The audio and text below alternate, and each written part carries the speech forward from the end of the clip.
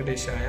మనకు ఒక కిచెన్లో సమస్యలు ఎలా ఉంటాయి, అందరూ సమస్యల వల్ల అక్కడ చేసిన కన్స్ట్రక్షన్ ఏదైతే ఉందో అది సరిగ్గా చేయకపోవడం వల్ల ఎలాంటి ఇబ్బంది కలుగుతుందో కూడా తెలుసుకుందాం. చూద్దామా?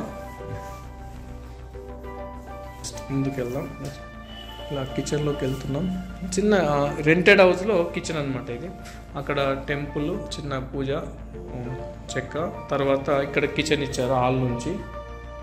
సరే, ఇది మెయిన్ ఈశాన్యం హాల్ అనుకోండి. ఇక్కడికి వెళ్ళేసరికి కిచెన్ వస్తుంది. ఓకేనా?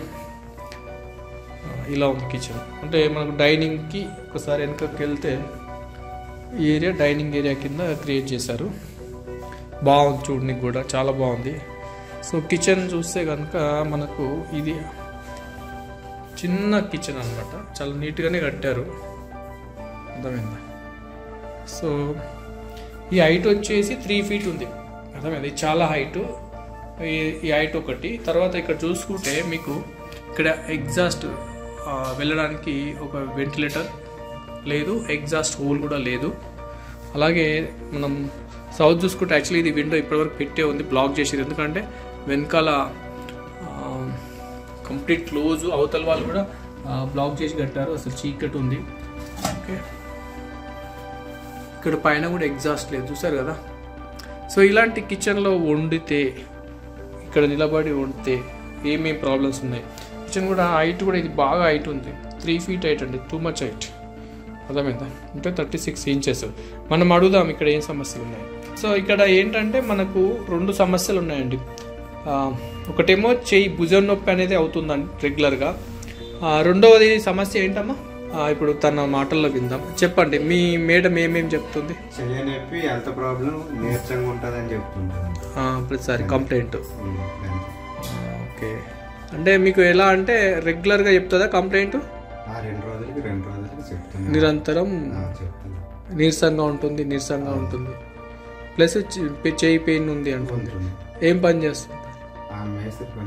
అర్థమైందా? సో ఓకే అండి. చూస్తే తను సింపుల్గా చెప్తున్నాడు నీరసంగా ఉంటుంది అని. నిజంగా ఎంత పెయిన్ ఉంటే ఆ మాట అంటారు చూడండి. తర్వాత చెయ్యి పెయిన్ వస్తుందని చెప్తుంది.